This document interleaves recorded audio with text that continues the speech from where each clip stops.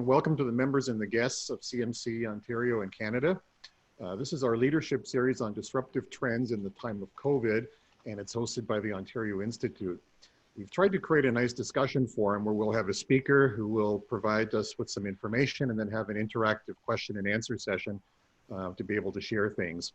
I'm Bernie Uhlich. I'm a CMC Ontario Institute board member and also a global supply chain and IT management consultant leading digital transformational change in clients. I'll be your host and moderator today. Today's session is going to talk and address the problems of digitizing a business.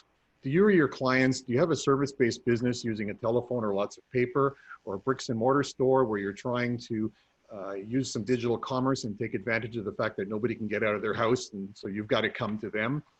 Do you need to enter the homes, be able to take orders, and to provide alternatives to the traditional ways of people walking into your store?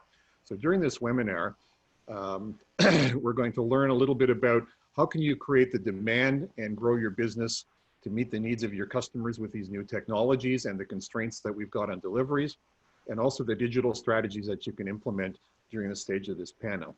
So let me introduce our speaker who's going to guide us through the next 40 minutes or so.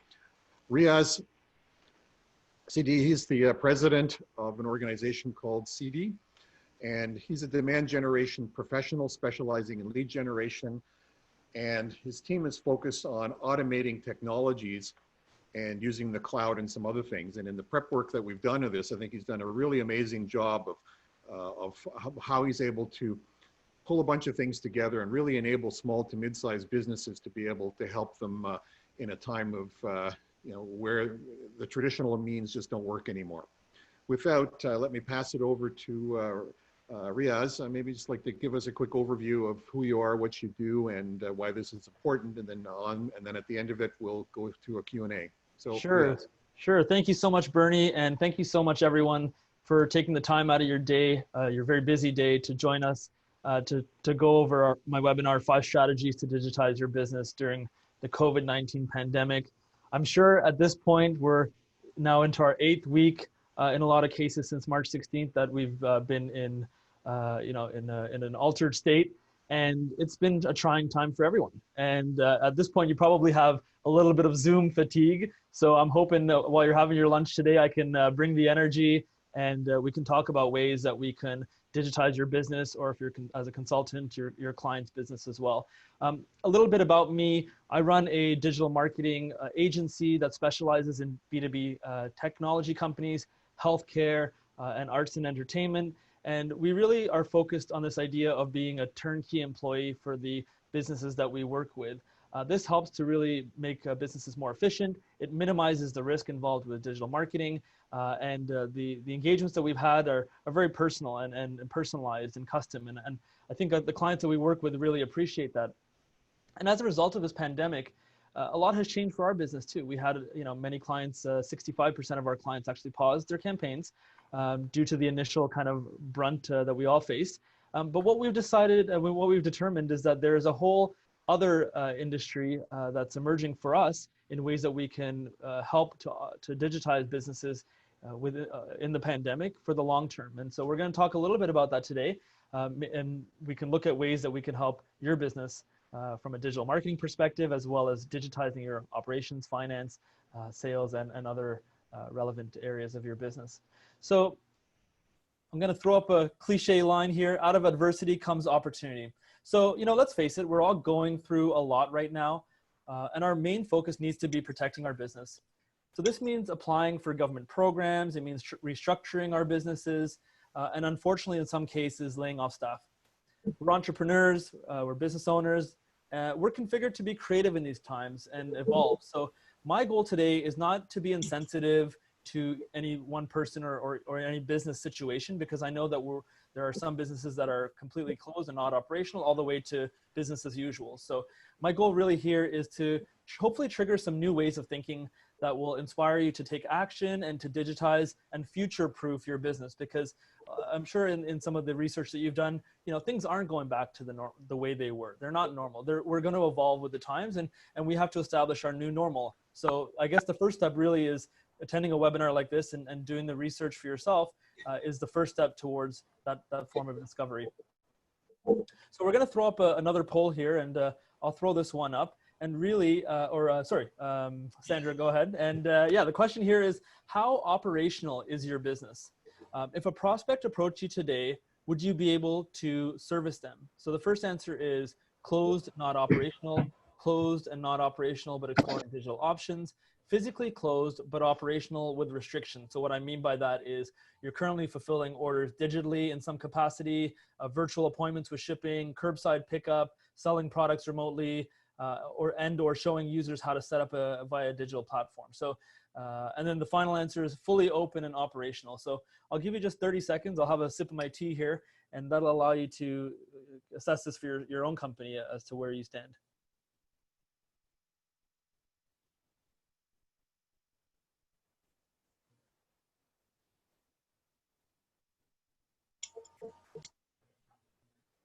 Okay, we're just approaching the 1 minute mark. So if you want to get your buzzer beater answers in, and Sandra, can you please close the poll and share the results?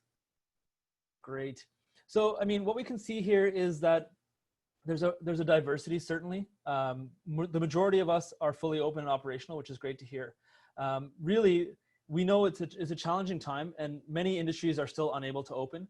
And for the ones that are, you know, we've had to be creative about it. So the goal of our talk today is that if you're in categories A and B, which is closed to a certain extent, we want to get you to C as quickly as possible. So, you know, whether that's doing curbside pickup, some digital type of delivery, virtual appointments. And we want you to think about how to improve your operational efficiency digitally. So if you're already in C, which many of us are, you know, this may be your first time doing a digital kind of distribution of your product or service, or deployment of your product or service. There may be a better way to do that. And because you might have, as a reaction to the pandemic, said, okay, we need to do something digitally. In the last 8 weeks, you kind of got your ducks in a row. Is there a better way? And are there ways to do operational efficiency? If you're in the last category, you may also be thinking about ways to, you know, maximize the capacity for your business to be digital. You know, you haven't been impacted yet, and that's great to hear. But you know, there could be impacts in the future. So for businesses that absolutely can't service clients, it is a time to focus on building thought leadership and educating, entertaining, and enlightening clients.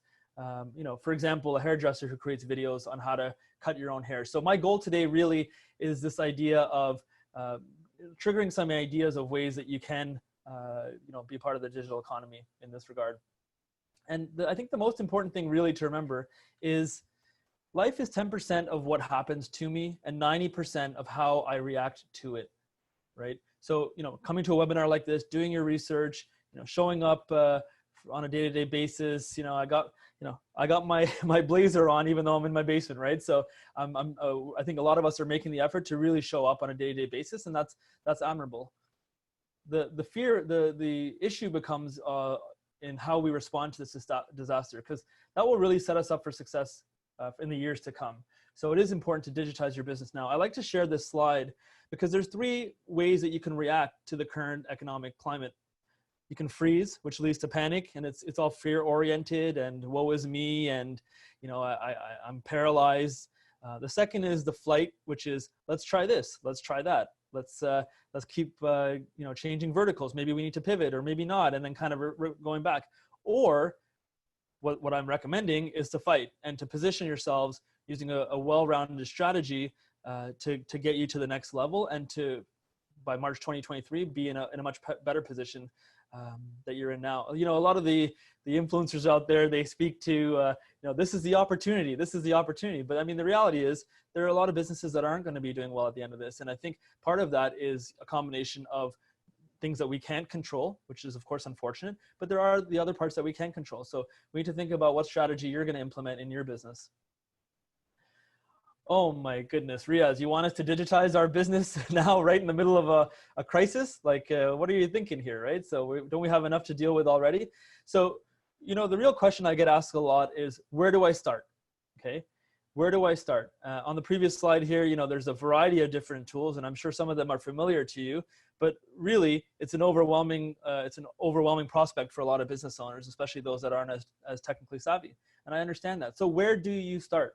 Here's where our team started. First, you can't get to your destination without a plan, right? Self-awareness is key. As I mentioned, we can't control what happens to us, but we can control how we respond. And the best way to respond is to actually have a plan.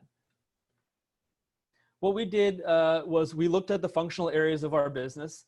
For us, that is, looking at the big picture, laying out the different functional areas of our business. First, of course, is reacting to the immediate problems that we're facing. For us, that meant recognizing that 65% of our clients had paused in some capacity and developing a method to go out and identify low impact verticals that need our services. Of course, I recognize that not every industry can sell and can't operate at all, and I understand that. So this may be a good time for you to focus on some other areas, some other functional areas of your business, so that when you can sell again, you hit the ground running. So what we did is, we are a relatively small company, but we still treat it like a large corporation in the sense that we've divided our tasks amongst these different functional areas. And we looked at what are the things that we can do right now, and what are some of the areas that we've been putting off for the last 2 years that because we're not able to do certain functions in our business, we can now focus on. An example of that is our reporting.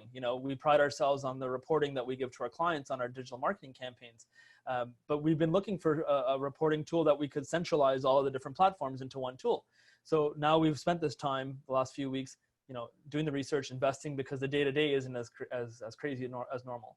Another thing that we're doing is, there are a lot of government programs. We've done the wage subsidy stuff in Canada here.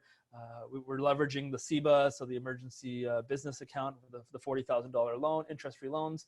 So we're exhausting whatever avenues that we have available to us. But at the same time, there are some benefits that are being offered that we've decided to pass on. So for example, the corporate taxes deadline has been extended to the end of August. Well, our thinking is if things are moving again by the end of August and September, the last thing we want to be doing is our taxes, right? So we're doing our taxes now so that when the time comes, we're hitting the ground running and we're selling a lot more at that point. So think about the functional areas of your business. What are some things that you can do now? We're doing training, for example, a lot of training right now, as we're seeing, and you're doing training by attending a webinar like this. So thank you for participating. And then what we did is we boiled down these activities into 4 key buckets. So I wanted this to be digestible to the team. I wanted transparency amongst the team. So we boiled it down into morale, go-to-market strategy, training, and performance. The most important one for our team is morale. Our company philosophy is, family first, physical and mental health are also first as well. So, we do regular Zoom calls. Sometimes we'll have a Zoom in the background where we're actually not doing a formal engagement like this, but, we just, all 4 of us, 5 of us have, our Zoom on, and we're, able to turn around and have a chat with each other. Social, a consequence of physical distancing is sometimes social isolation. So I think it's important that to address those types of things. Getting music going. I'm on my standing desk right now. I'm not sure if you can notice that, but I'm on my standing desk. So think about morale, because you can't do the other 3 or any other functional area of your business without a good morale. Go-to-market strategy. We've developed strategies around our sales and marketing, including trying to do as many webinars as we can, such as this, training, getting our certifications that we haven't, the ones that we haven't done. And then of course, performance, which is optimizing performance for our business. So coming back to this enormous slide of confusing tools, the question to ask yourself is, what is my goal? And I hope through the last few slides, you took the message away that it's really just about answering that one goal. What is that one goal that you have for your business? Because these tools are just the answer to the goal. They're not actually the solution themselves. They're the answer to the goal. So what is your digitization goals? So in the regular correspondence that we've had with clients, these are some of the ones that have emerged. I want to digitize my sales and marketing. I want to digitize and improve internal communication. I want to digitize my finance systems. I want to digitize my training and learning management. I want to digitize operations. For your business, it may be some of these or none of these. It may be something completely different. But I think it's important that we're just touching on these kind of main ones because they're somewhat universal. And at the same time, if you have other goals, I'm happy to answer your questions at the end, as mentioned by Sandra and Bernie, or you can reach out to me after the webinar as well. So once you identify the goal and develop a strategy around that goal, the next step is to identify the right tools to use to digitize core functions of your business, right? So today I'm going to get into the nitty-gritty with tactical tools to help you in the 5 strategic functional areas mentioned on the last slide. So digitizing sales with e-commerce. This is probably the most obvious one, if you will. This is a great time to create an online version of your business. It's not limited to product-based businesses also, but service-based businesses, like for example, digital marketing, consulting, you can do e-commerce as a solution for your own business. And there are several CMC members probably on the webinar today who are available to help in that area. Another area that we focus on is digitizing sales with Google Shopping, right? So if you're running a traditional office furniture store, you know, this might be a time to get on Google Shopping. Google Shopping had typically been only available to those that did Google Ads. They've recently opened the doors and they allow for free listings on Google Shopping. There are integrations that you can use with Shopify and other e-commerce platforms as well to get your listings on there. So this is a good opportunity to at least start a foray into you know, digital e-commerce on Google Shopping. Another example would be winter tires, right? This is something that you would pop over to the local store to get, but given the current conditions, people aren't making that decision anymore. They're making decisions to increasingly buy online. So, you know, being a tire center, this may be the time to make that leap onto Google Shopping and digitizing your sales efforts. Another thing that we're doing for a local jewelry store, this is one of the examples that we've kind of engaged recently, is to digitize sales with virtual appointments. So what we did is we drew out a workflow, a user experience journey for customers who would typically walk into a brick and mortar store, and we engaged the client to make sure that we set up a seamless transition from someone visiting their website, getting a calendar, seeing a calendar, clicking on the date. They get an email confirmation saying, hey, your appointment is good. The client, the jewelry store, also gets an email, and it gets put into their calendar as well. So they have their calendar, and then they can click that little Zoom link once the meeting starts.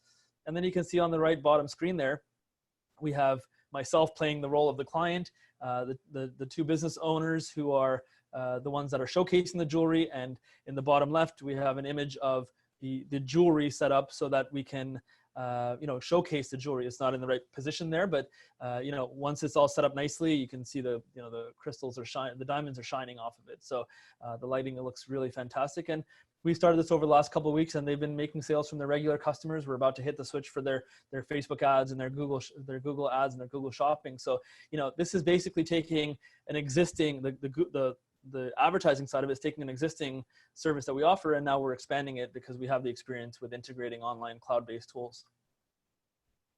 You can also digitize marketing with virtual tours. So this is another client of ours called Brewdonkey, and they do locally in Ottawa, Canada, where I'm based.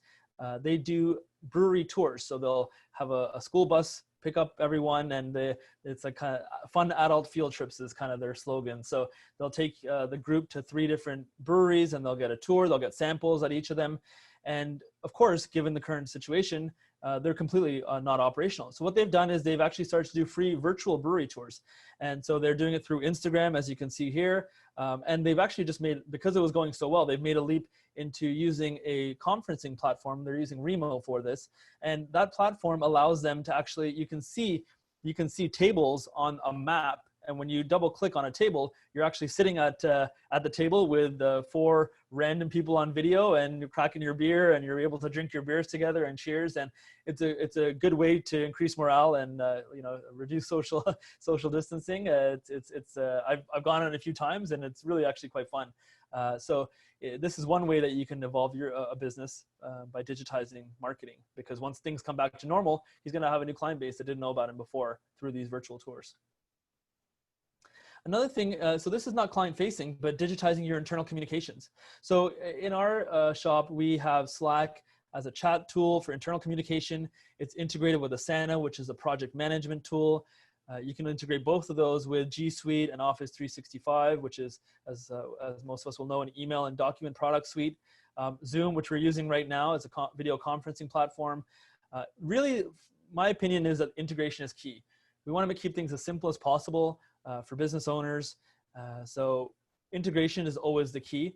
And for example, you know, if I'm having a conversation on Slack with a team member, I can just go /Zoom, press enter, and then both of us are magically in a Zoom call together. No invites, no links, no long passwords, and all of the other stuff. It's really plug and play. And so if it's set up the right way, it can be quite seamless. You can digitize your financial systems. So the goal with digitizing finance systems is to securely and seamlessly go from converting a CRM order into an automated contract with digital signatures. We use WordPress e-signature. Generating an invoice automatically. So we have it integrated with QuickBooks Online, our CRM and the signature platform.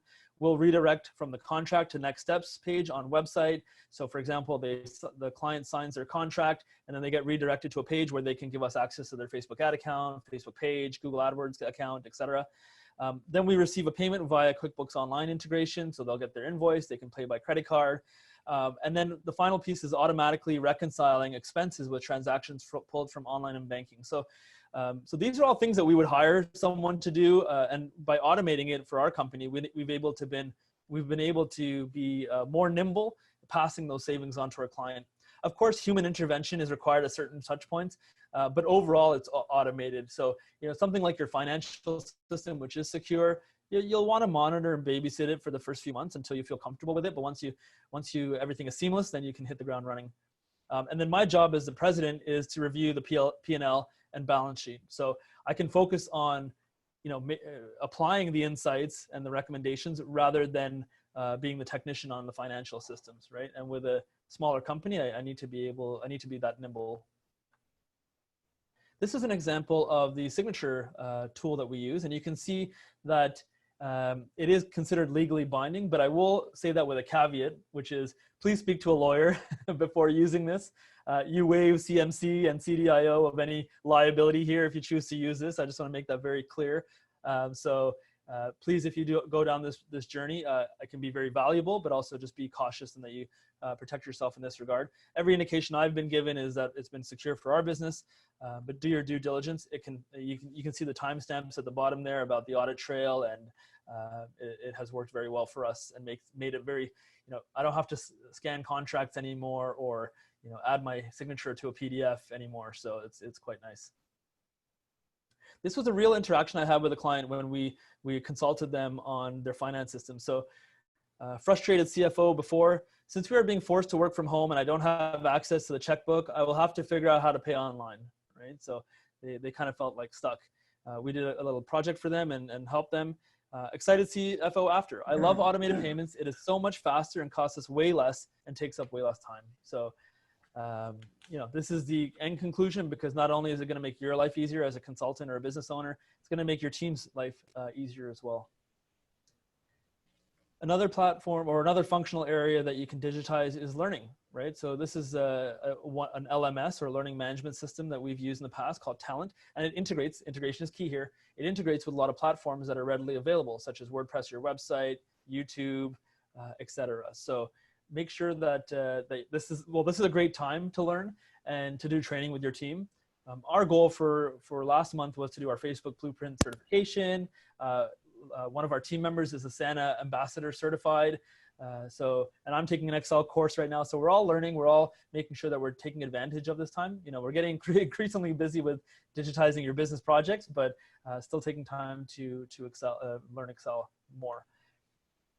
Where to learn? So this is a great time to learn, as I mentioned. So my preference typically is to use the native platform official training if it is strong enough. So what I mean by that is if you use MSO, 365, they have collateral that would be, endorsed by them to use it. I mean, if it is strong enough. So, you might do that and think, hey, well, this is easy. So you might move on to a third-party training course. But, a lot of cloud-based tools like the ones that we've talked about today, they definitely invest heavily in their training because they know that adoption rate is going to increase if people understand how to use their tools effectively.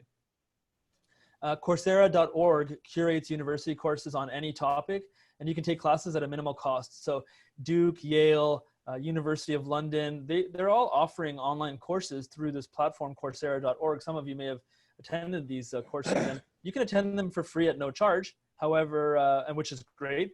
If you want to get the certificate, you would have to pay a nominal fee. I think it's $65 a month or something. So being able to get exposed to this level of education at such a nominal cost is excellent. And now's the time. I'm taking a negotiating class right now. So it should be, I'm finding it fun and valuable, and ways that we can apply it to your business. I spoke briefly about Asana, and the goal is really to digitize operations here. So for us, this is how our Asana is set up. It is a premium account. The really cool thing is, so this is a project management tool for those that don't know. So here you can outline all the tasks as showcased in the task column there, the assignee, which is the person responsible for it. We have the progress, so how far along that they're on it. I took the screenshot a little while ago, but I'm noticing a lot of zeros there, so I probably need to speak to the team on that, right? Yeah, so progress is a drop down, and you can select 0%, 15%, 25, 50%, 75%. Priority, whether it's a very high priority, urgent, or high, medium, low, very low. Review. So what this column is essentially, once they're done a project and they want their supervisor to look at that task, they kind of do a drop down and go, please review, and then reassign it to the person, whether that's me or one of the other managers.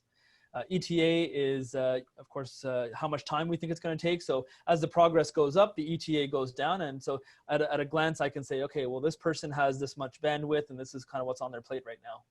And then due date is due date, and notes allow for just a freehand note. So out of the box, Asana doesn't come set up like this, but what we've done is we've added custom fields. So the right configuration can really, take a simple tool and make it more advanced, as long as everyone's on the same page.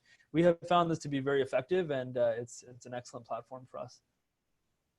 Now, I mentioned integrations are key. So one thing to recognize, if you're not super techie, or even if you are, there's a difference between native and hostile integrations. And what I mean by that is, a native integration is essentially Zoom contacting Slack, or Slack contacting Zoom, their biz dev teams, and partnering up to say, let's make this integration between our two platforms. And it's endorsed, they're sharing customer lists, they're onboarding each other's customers, they're doing maybe co-hosted webinars to really promote this integration. And the benefits are obvious in the sense that for Zoom, it's getting access to Slack's client base, and for Slack, it's getting access to Zoom's client base. And so there are many reasons why you would want to have a native integration. It just keeps it simple. Then there are hostile integrations. Now, don't let that word fool you, because hostile is not as aggressive as it sounds. But really what it means is, say Zoom and Slack had a conversation and they said, I don't think an integration is going to work for us. Or maybe one of them wants to have an integration and the other doesn't. So Zoom might then use their code or their API or a third-party platform like Zapier to create integrations that way. So, as an individual, you might say, go use a Zapier and saying, if this action happens in Slack, then do this in my Zoom account. So there are ways to go around native integrations. For example, Google and Facebook would likely never integrate with each other to the extent that would be optimal, right? I know you can post a YouTube video on Facebook and vice versa, and you can do stuff shared, but they would never really do a formal one, in the sense that they're kind of in competition. So using Zapier or a third-party integration tool is definitely going to be beneficial in this regard.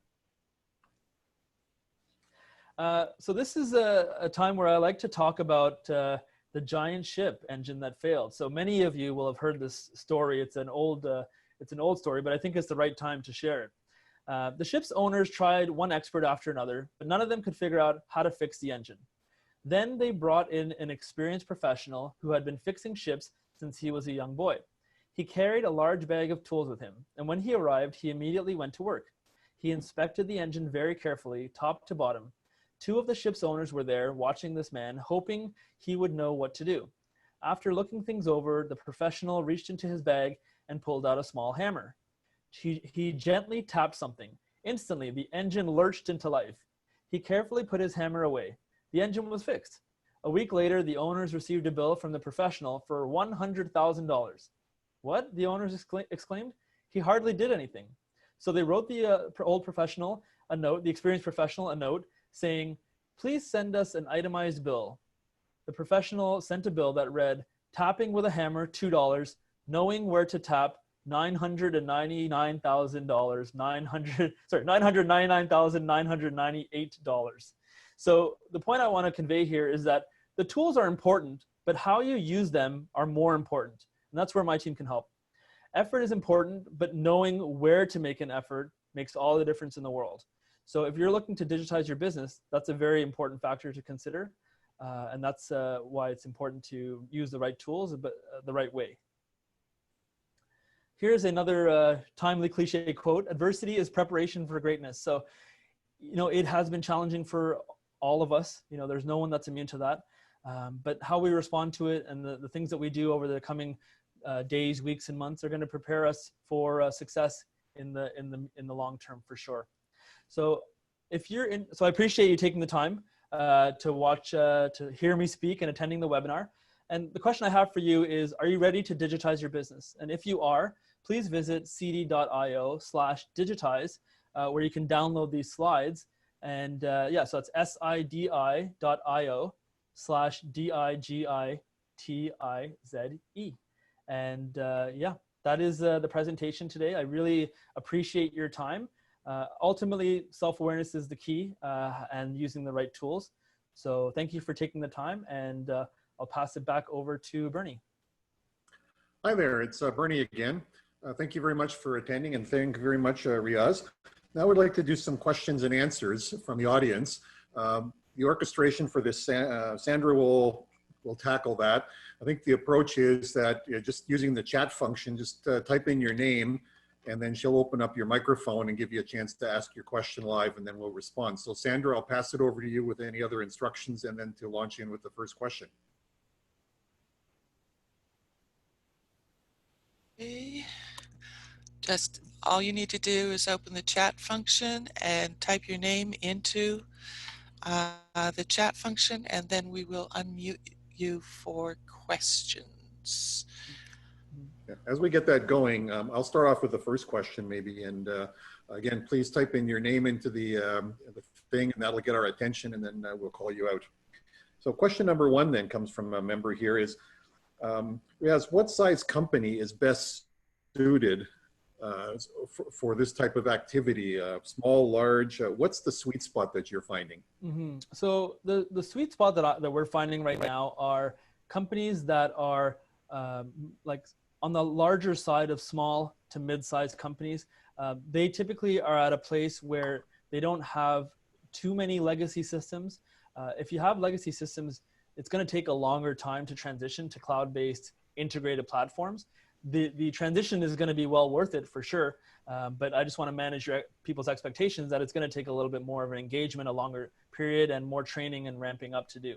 The examples that I gave today were smaller size businesses, and we were able to be nimble with them. We do service on the digital marketing side as well as digitizing your business side, you know, mostly enterprise, mid-sized to enterprise level clients. So there are opportunities across the board. You know, every business needs to think about how they're going to change to improve their business performance. So I don't think that it's necessarily limited to size. It's just how easy or difficult it's going to be to make that transition. But on the other side of it, every business is going to be better off with growing pains, of course, better off on the other side for the long term.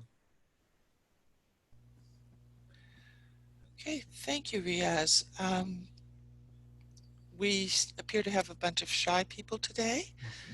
Actually, we have a question from Vladimir. Let me just get Vladimir unmuted. Where are you, Vlad? Yes, I'm muted. Yeah, oh, I hear you. Perfect. Hello, everyone. My best to all of you, and thanks. I'm at Minsk in Belarus now. However, it's absolutely unbelievable time. Every day we can get so much new information, how to stay and work at home.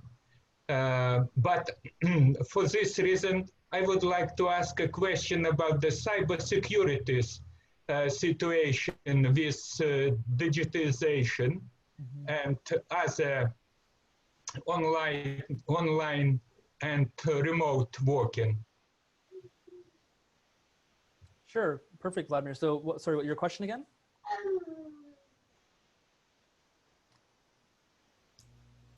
The question is, how could you explain the cybersecurity reasons in this process of digitalization process? Yeah, no, that's a good question. So cybersecurity is always something that we are need to be mindful of and thoughtful of in these types of processes. Typically, in our experience, we have used platforms that are already secure, and so that. And then when it's more of a custom integration or a custom solution, we're bringing in a cybersecurity expert for that. I'm not gonna claim to be a cybersecurity expert by any means. We're more of the kind of general contractor to digitize the business. Many of the tools that we select, we have pre-vetted them to ensure that they are secure, because obviously in this day and age, cybersecurity needs to be of paramount importance for anyone doing any digital activities, for sure. So it's a good question. It's something to consider. And I know that there are many CMC members that you can leverage that would be best suited for that cybersecurity angle when digitizing a business. Thank you, Riaz. Thank you. Appreciate your Thank you for attending.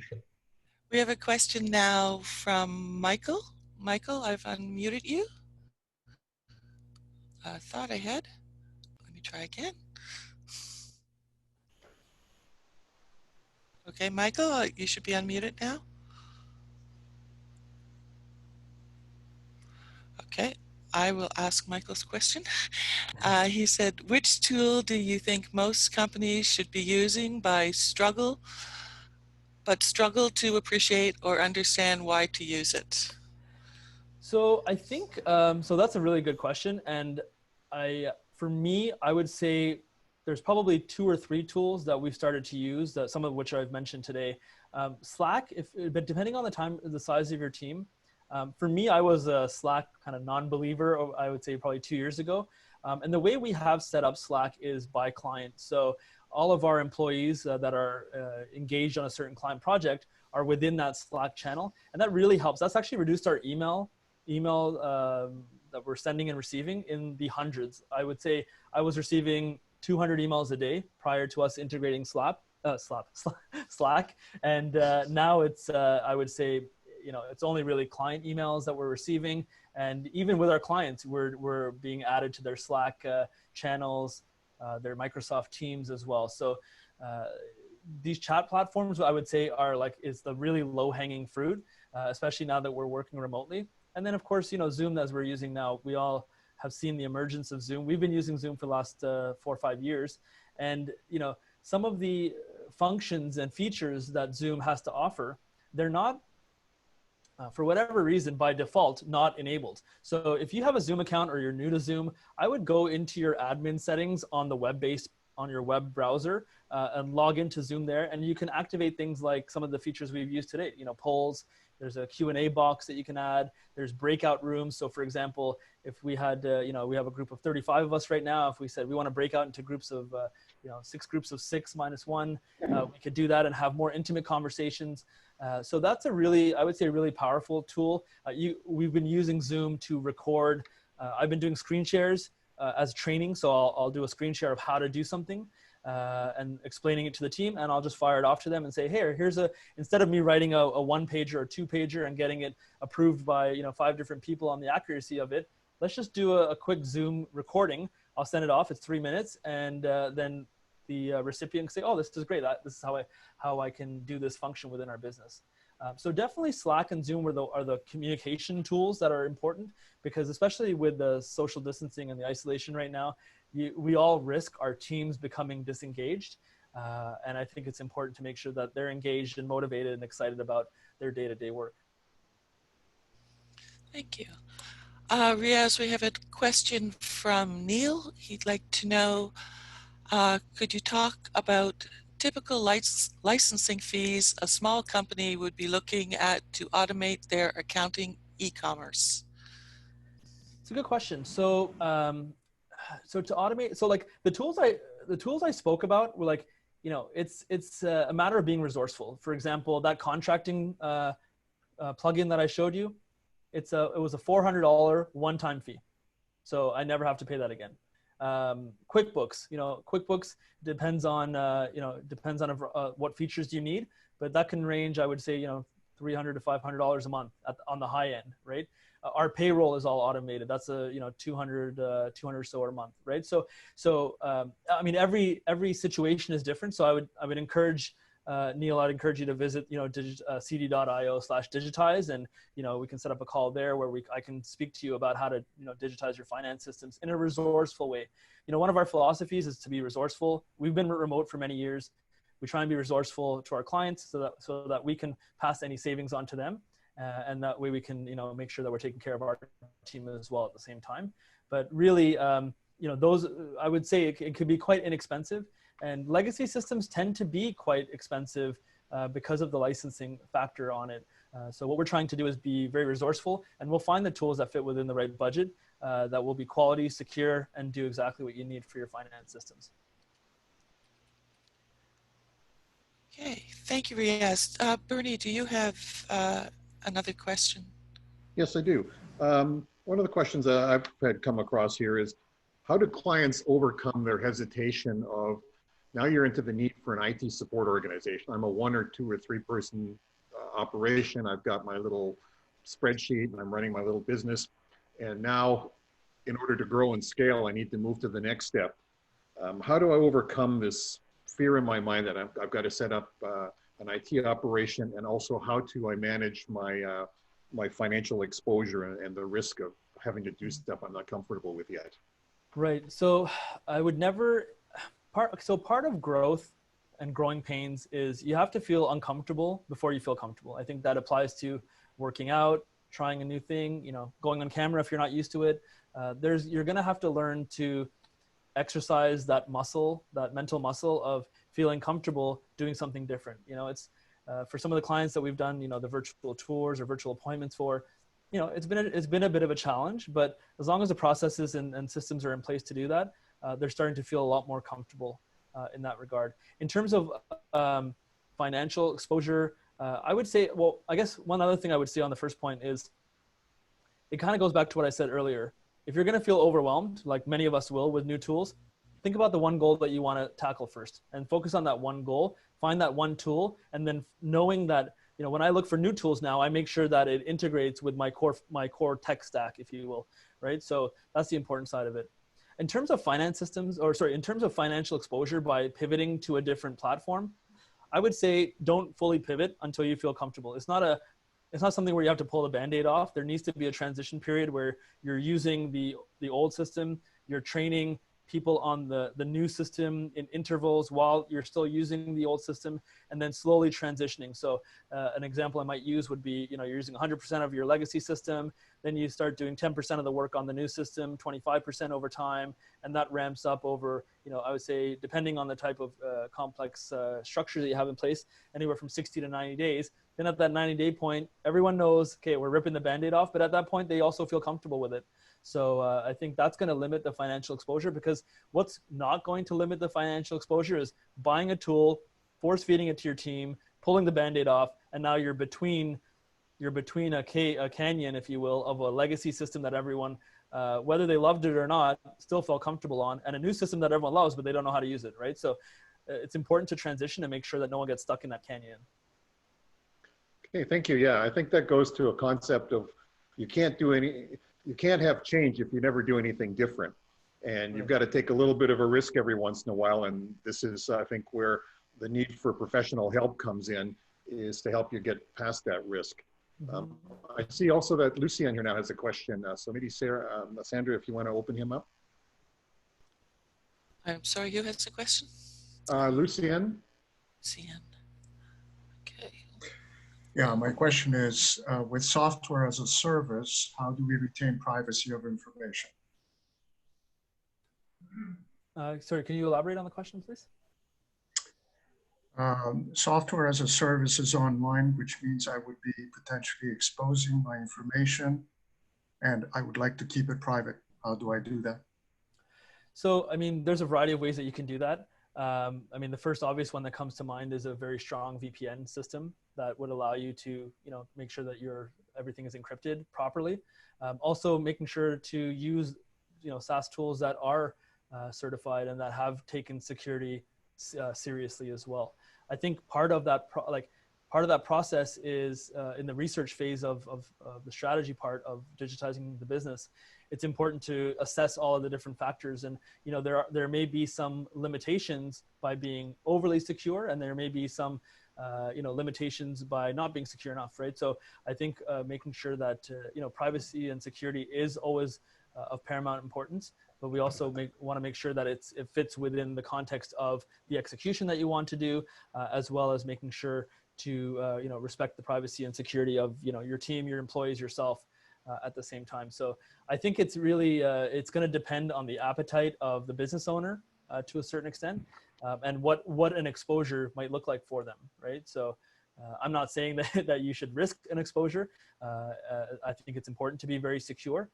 So I would make sure to do due diligence on the different platforms that are available. And sometimes a SaaS-based, cloud-based tool might not be enough, or might not be secure or powerful enough for certain businesses. That's when they would engage, a cybersecurity or a security integration developer and consultant.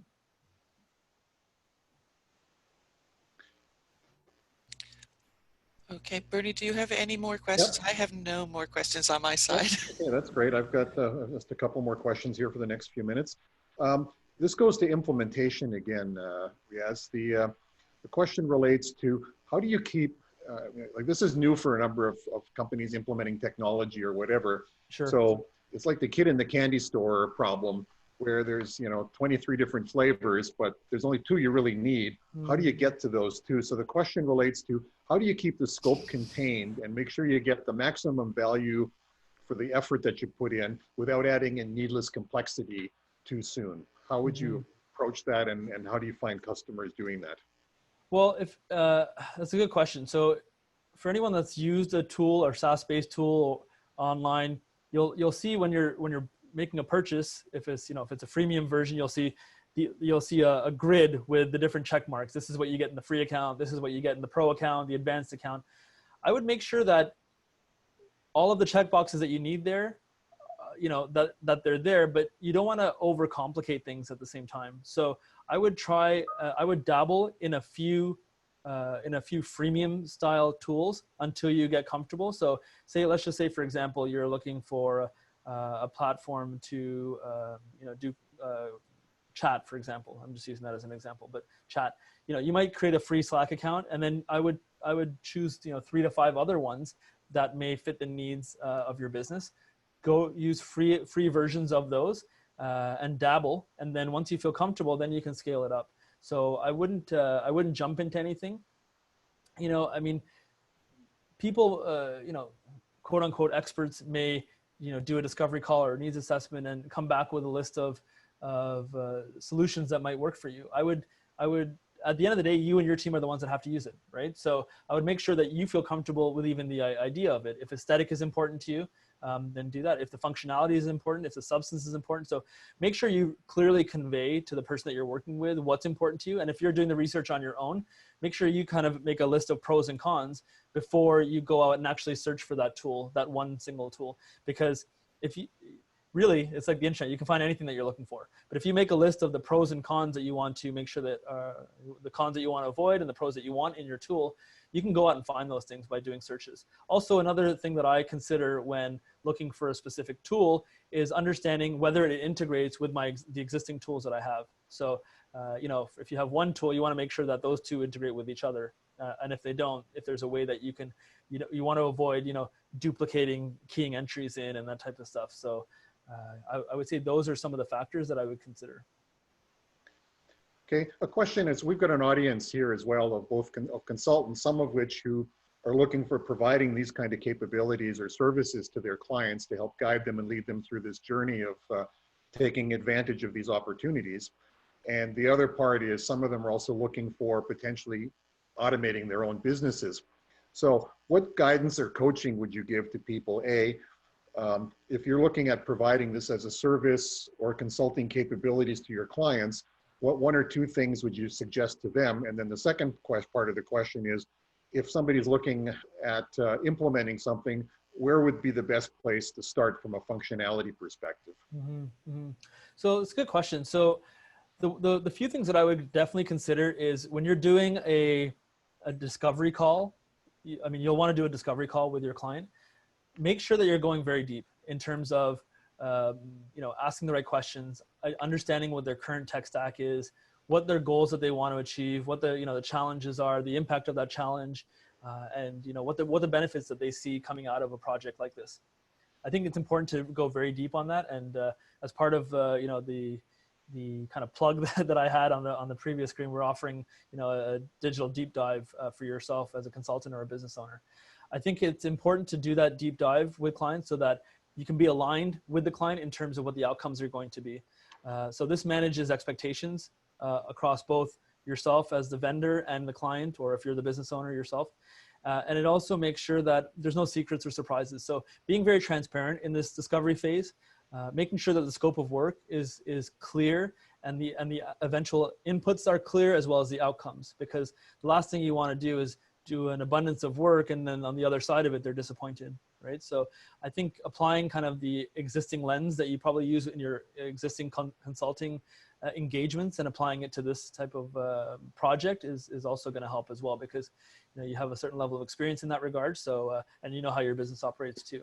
So, and then I think Bernie, you were mentioning in terms of functionality. So can you just repeat that part, please?